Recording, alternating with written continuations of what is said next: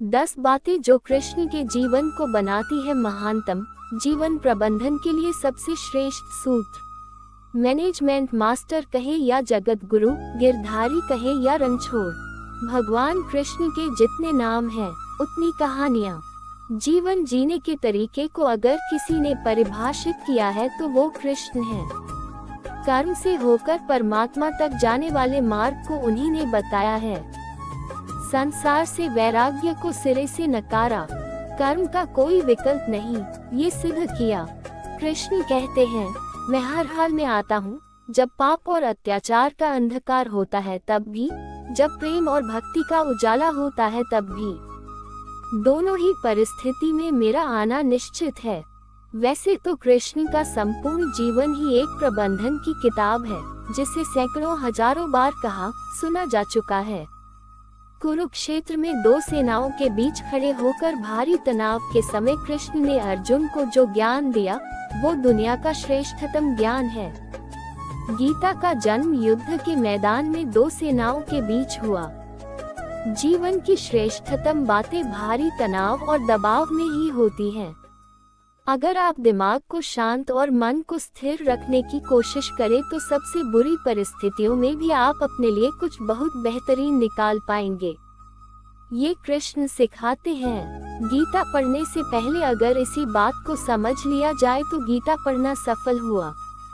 कृष्ण का जीवन ऐसी ही बातों से भरा पड़ा है। जरूरत है नजरिए की। उनका जीवन आपके लिए माइथोलॉजी का एक हिस्सा मात्र भी हो सकता है और आपका पूरा जीवन बदल कर रख देने वाला ज्ञान भी। आवश्यकता हमारी है, हम उनके जीवन से लेना क्या चाहते हैं। कृष्ण मात्र कथाओं में पढ़ा या सुना जाने वाला पात्र नहीं है, वो चरित्र और व्यवहार में उतारे जाने वाले देवता हैं। कृष्ण से सीखें कैसे जीवन को श्रेष्ठ बनाया जाए। 10 बातें हैं जो अगर व्यवहार में उतार ली तो सफलता निश्चित मिलेगी। 1. शुरू से अंत तक जीवन संघर्ष ही है। कारागृह में जन्मे कृष्ण पैदा होते ही रात में यमुना पार कर गोकुल ले जाया गया। तीसरे दिन पुतना मारने आ गई। यहाँ से शुरू हुआ संघर्ष देह त्यागने से पहले द्वारिका डुबोने तक रहा। कृष्ण का जीवन कहता है, आप कोई भी हो, संसार में आए हैं तो संघर्ष हमेशा रहेगा। मानव जीवन में आकर परमात्मा भी सांसारिक चुनौतियों से बच नहीं सकता। कृष्ण ने कभी किसी बात की शिकायत नहीं की, हर परिस्थिति को जिया और जीता। कृष्ण कहते हैं, परिस्थितियों से भागो मत, उसके सामने डटकर खड़े हो जाओ, क्योंकि कर्म करना ही मानव जीवन का पहला कर्तव्य है। हम कर्मों से ही परेशानियों से जीत सकते हैं। 2. स्वस्थ शरीर से ही विजय है। कृष्ण का बचपन माखन मिश्री खाते हुए गुजरा। आज भी भोग लगाते हैं हम, लेकिन ये संकेत कुछ और है। आहार अच्छा हो, शुद्ध हो, बल देने वाला हो। बचपन में शरीर को अच्छा आहार मिलेगा तो ही इंसान युवा होकर वीर बनेगा। शरीर को स्वस्थ रखना है तो बचपन से ध्यान देने की जरूरत है। ये पेरेंटिंग के दौर से गुजर रहे युवाओं के लिए बड़ा मैसेज है। अपने बच्चों को ऐसा खाना दे जो उनको बल दे। सिर्फ स्वाद के लिए ही ना खिलाएं, तभी वे बड़े होकर स्वयं को और समाज को सही दिशा में ले जा पाएंगे। 3. पढ़ाई किताबी ना हो, रचनात्मक हो। कृष्ण ने अपनी शिक्षा मध्य प्रदेश के उज्जैन में सांदीपनी ऋषि के आश्रम में रहकर पूरी की थी। कहा जाता है 64 दिन में उन्होंने 64 कलाओं का ज्ञान हासिल कर लिया था। वैदिक ज्ञान के अलावा उन्होंने कलाएं सीखी। शिक्षा ऐसी ही होनी चाहिए जो हमारे व्यक्तित्व का रचनात्मक विकास करे। संगीत, नृत्य, युद्ध सहित 64 कलाओं कृष्ण के व्यक्तित्व का हिस्सा हैं। बच्चों में कोरा ज्ञान न भरें, उनकी रचनात्मकता को नए आयाम मिले, ऐसी शिक्षा व्यवस्था हो। 4. रिश्तों से ही जीवन है, बिना रिश्तों के कुछ नहीं। कृष्ण ने जीवन भर कभी उन लोगों का साथ नहीं छोड़ा जिनको मन से अपना माना। अर्जुन से वे युवावस्था में मिले, ऐसा महाभारत कहती है, लेकिन अर्जुन से उनका रिश्ता हमेशा मन का रहा। सुदामा हो या उद्धव, कृष्ण ने जिसे अपना मान लिया उसका साथ जीवन भर दिया। रिश्तों के लिए कृष्ण ने कई लड़ाइयाँ लड़ी और रिश्तों से ही कई लड़ाइयाँ जीती। उनका सीधा संदेश है, सांसारिक इंसान की सबसे बड़ी धरोहर रिश्ते ही हैं। अगर किसी के पास रिश्तों का थाती नहीं है तो वो इंसान संसार के लिए गैर जरूरी है।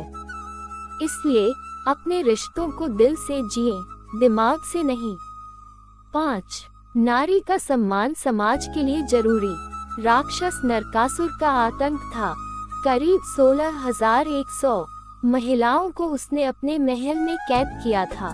महिलाओं से बलात्कार में उसे सुख मिलता था। कृष्ण ने उसे मारा, सभी महिलाओं को मुक्त कराया, लेकिन सामाजिक कुरीतियां तब भी थीं। उन महिलाओं को अपनाने वाला कोई नहीं था। खुद उनके घर वालों ने उन्हें दूषित मानकर त्याग दिया। ऐसे में कृष्ण आगे आए, सभी 16,100 महिलाओं को अपनी पत्नी का दर्जा दिया। समाज में उन्हें सम्मान के साथ रहने के लिए स्थान दिलाया। कृष्ण ने हमेशा नारी को शक्ति बताया, उसके सम्मान के लिए तत्पर रहे। पूरी महाभारत नारी के सम्मान के लिए ही लड़ी गई। आप कृष्ण भक्त हैं तो अपने आसपास की महिलाओं का पूरा सम्मान करें। कृष्ण की कृपा पाने का ये सरलतम मार्ग है। 6. आपके मतभेद अगली पीढ़ी के लिए बाधा ना बने। कम ही लोग जानते हैं कि जिस दुर्योधन के खिलाफ कृष्ण ने आजीवन पांडवों का साथ दिया, उसकी मौत का कारण भी कृष्ण की कूटनीति बनी। वही दुर्योधन रिश्ते में कृष्ण का समधी भी था। कृष्ण के पुत्र सांब ने दुर्योधन की बेटी लक्ष्मणा का अपहरण करके उससे विवाह किया था। क्योंकि लक्ष्मणा सांब से विवाह करना चाहती थी, लेकिन दुर्योधन खिलाफ था। सांब को कौरवों ने बंदी भी बनाया था। तब कृष्ण ने दुर्योधन को समझाया था कि हमारे मतभेद अपनी जगह हैं, लेकिन हमारे विचार हमारे बच्चों के भविष्य में बाधा नहीं बनने चाहिए। दो परिवारों के आपसी झगड़े में बच्चों के प्रेम की बलि ना चढ़ाई जाए। कृष्ण ने लक्ष्मणा को पूरे सम्मान के साथ अपने यहाँ रखा। दुर्योधन से उनका मतभेद हमेशा रहा, लेकिन उन्होंने उसका प्रभाव कभी लक्ष्मणा और सांब की गृहस्थी पर नहीं पड़ने दिया। 7. शांति का मार्ग ही विकास का रास्ता है। कृष्ण ने महाभारत युद्ध के पहले शांति से समझौता करने के लिए पांडवों और कौरवों के बीच मध्यस्थता की। हालांकि दोनों ही पक्ष युद्ध लड़ने के लिए आतुर थे, लेकिन कृष्ण ने हमेशा चाहा कि कैसे भी युद्ध टल जाए। झगड़ों से कभी समस्याओं का समाधान नहीं होता है। शांति के मार्ग पर चलकर ही हम समाज का रचनात्मक विकास कर सकते हैं।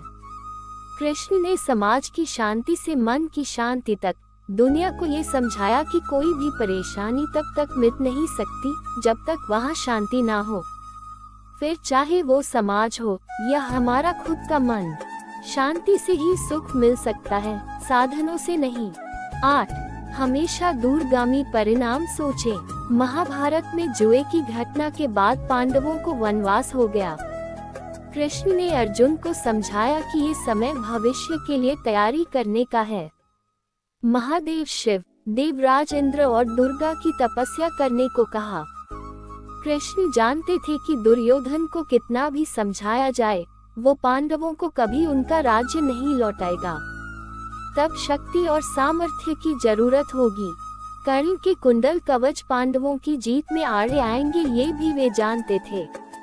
उन्होंने हर चीज पर बहुत दूरगामी सोच रखी। कोई भी फैसला तात्कालिक आवेश में नहीं लिया। हर चीज के लिए आने वाली पीढ़ियों तक का सोचा। यही सोच समाज का निर्माण करती है। 9. हर परिस्थिति में मन शांत और दिमाग स्थिर रहे। पांडवों के राजसूय यज्ञ में शिशुपाल कृष्ण को अपशब्द कहता रहा। छोटा भाई था, लेकिन मर्यादाएं तोड़ दी। पूरी सभा चकित थी, कुछ क्रोधित भी थे, लेकिन कृष्ण शांत थे, मुस्कुरा रहे थे। शांति दूत बनकर गए तो दुर्योधन ने अपमान किया। कृष्ण शांत रहे। अगर हमारा दिमाग स्थिर है, मन शांत है, तभी हम कोई सही निर्णय ले पाएंगे। आवेश में हमेशा हादसे होते हैं, ये कृष्ण सिखाते हैं। विपरीत परिस्थितियों में भी कभी विचलित नहीं होने का गुण कृष्ण से बेहतर कोई नहीं जानता। 10. लीडर बने, श्रेय लेने की होड़ से बचें। कृष्ण ने दुनिया भर के राजाओं को जीता था, जहां ऐसे राजाओं का राज था जो भ्रष्ट थे, जैसे जरासंध, लेकिन कभी किसी राजा का सिंहासन नहीं छीना। कृष्ण के पूरे जीवन में कभी ऐसा नहीं हुआ कि उन्होंने किसी राजा को मारकर उसका शासन खुद लिया हो। जरासंध को मारकर उसके बेटे को राजा बनाया, जो चरित्र का अच्छा था। सभी जगह ऐसे लोगों को बैठाया जो धर्म को जानते थे। कभी किंग नहीं बने, हमेशा किंगमेकर की भूमिका में रहे। महाभारत युद्ध में भी खुद हथियार नहीं उठाया, पूरा युद्ध कूटनीति से लड़ा।